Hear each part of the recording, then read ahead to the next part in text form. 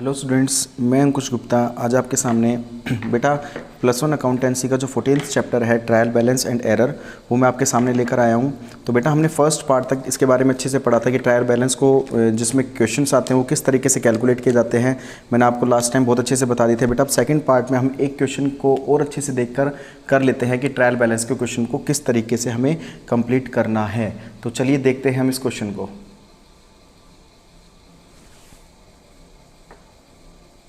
तो बेटा आपके सामने ये क्वेश्चन आपको दिखाई दे रहा होगा कि क्वेश्चन नंबर जो थर्ड का ए आपको क्वेश्चन आपके डिस्प्ले स्क्रीन पर शो हो रहा होगा कि किस तरीके से हमें क्वेश्चन को सोल्व करना है। तो ट्रायल का मैंने मतलब बताया था बेटा आपको इक्वल, और बैलेंस मतलब both side equal for the debit and credit side. तो let's come to the points. ठीक है, क्वेश्चन नंबर थर्ड पढ़ के देखते हैं बेटा। Prepare a trial balance from the following balances as at 31 March 2017। हमें 2017 के बेस पर ट्रायल बैलेंस बनाना है, प्रिपेयर करना है हमें। तो बेटा फॉर्मेट आपके सामने है। मैंने आपको फॉर्मेट में क्या बताया था बेटा, इस साइड क्या लिखते हैं, पर्टिकुलर्स, यहाँ पर बेटा डेबिट साइड का अमाउंट और यहाँ पर बेटा क्रेडिट साइड का अमाउंट। ठीक है, मतलब डेबिट साइड जितनी भी हमारी इनकम साइड होती है, इनकम हो गई। देखिए मेरा कहने का मतलब क्या है बेटा, जितनी भी हमारी इनकम होगी, इनकम या फिर लायबिलिटी का मतलब क्या होता है बेटा, पेमेंट करना।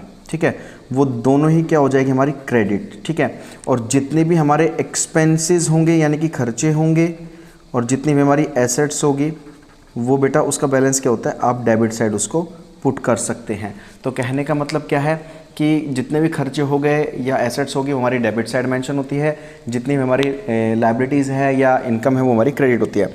तो सबसे पहले उसने आपको करना क्या है, आपका काम क्या होगा, सबसे पहले जितने भी ट्रांजैक्शंस आपको दे रखे क्वेश्चन के अंदर पहले सबको नोट कर लीजिए आप।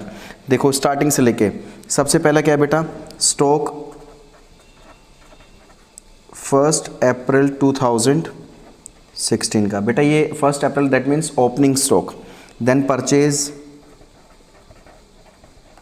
ठीक है बेटा, then sales, then wages, then salaries. तो कहने का मतलब सबको आपको पहले पूरा उतार लेना है। रिपेयर चार्जेस,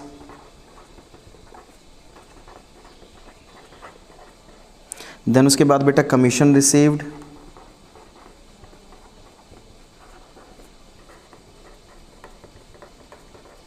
देन बेटा उसके बाद डेप्टर्स है, सन्ड्री डेप्टर्स, देन उसके बाद सन्ड्री क्रेडिटर्स, देन उसके बाद बेटा कैपिटल, देन उसके बाद बेटा ड्राइंग्स, देन उसके बाद रिटर्न इनवर्ड,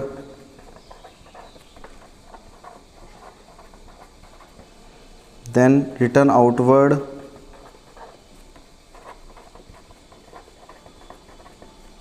देन उसके बाद बेटा कैरेज इनवर्ड,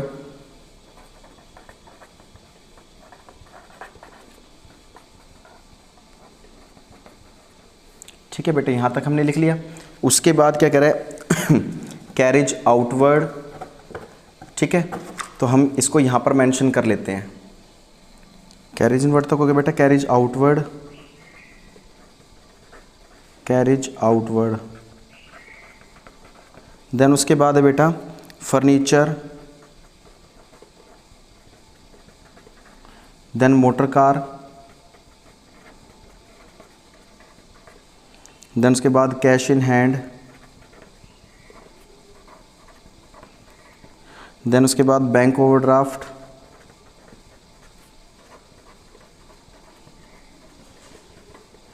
देन उसके बाद इन्वेस्टमेंट,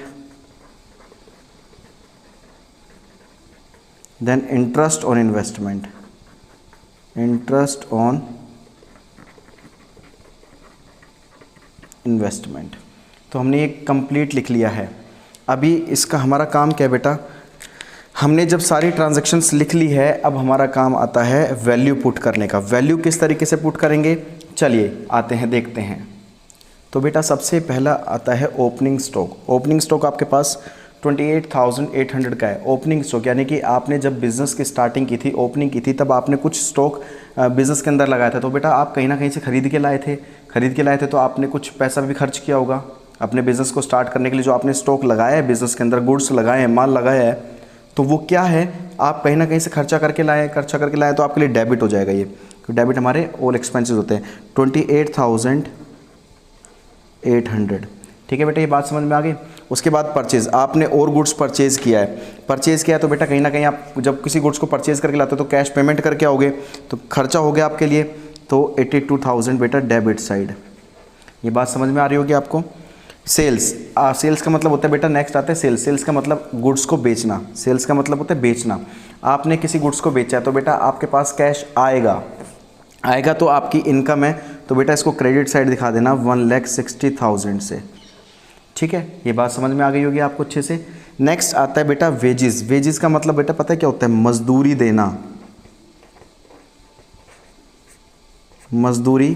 देना।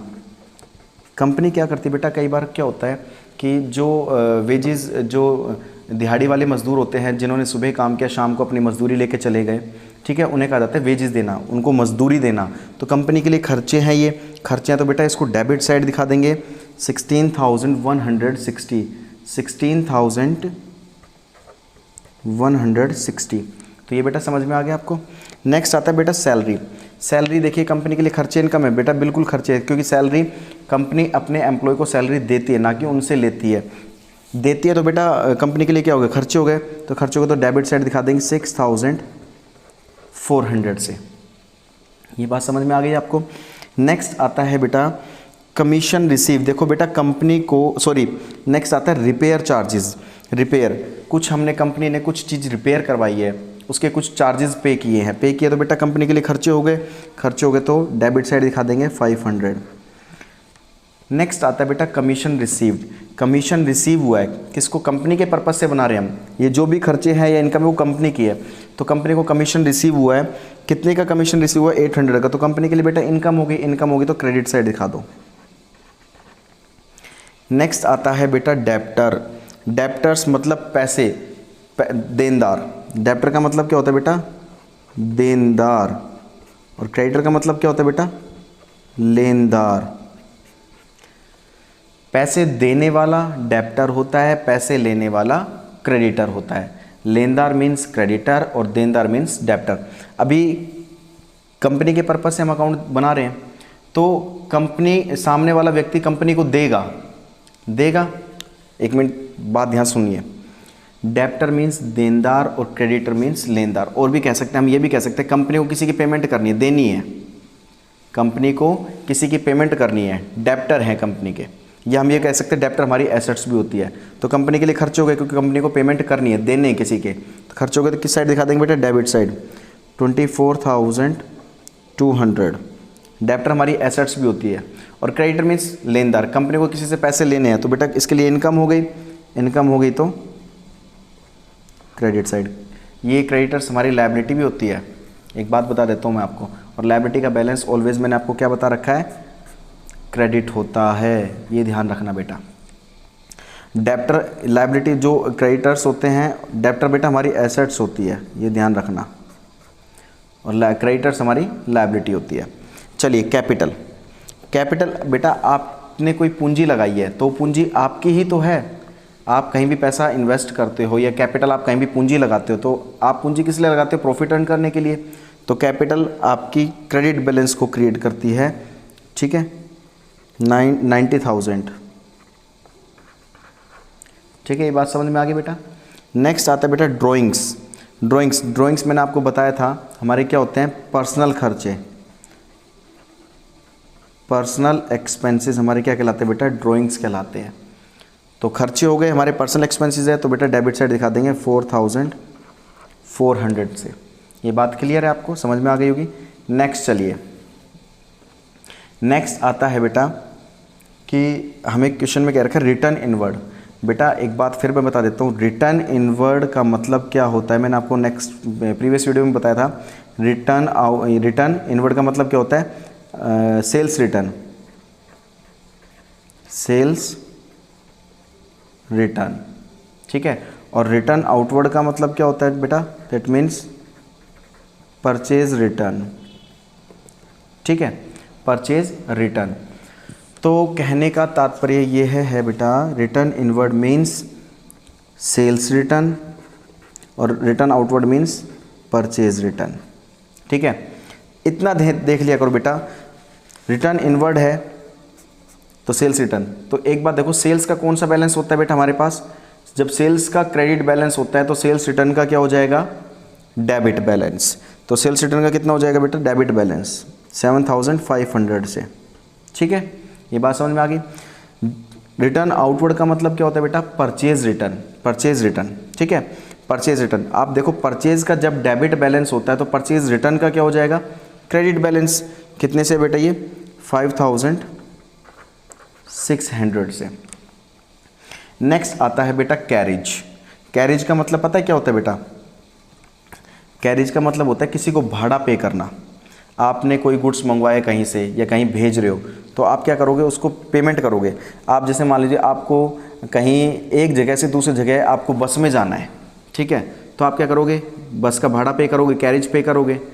या आपने कोई गुड्स भेजना है, एक जगह से दूसरी जगह भेजना है या मंगवाना है कहीं से, तो आप क्या करोगे, कैरेज पे करोगे, उसका किराया पे करोगे, ठीक है।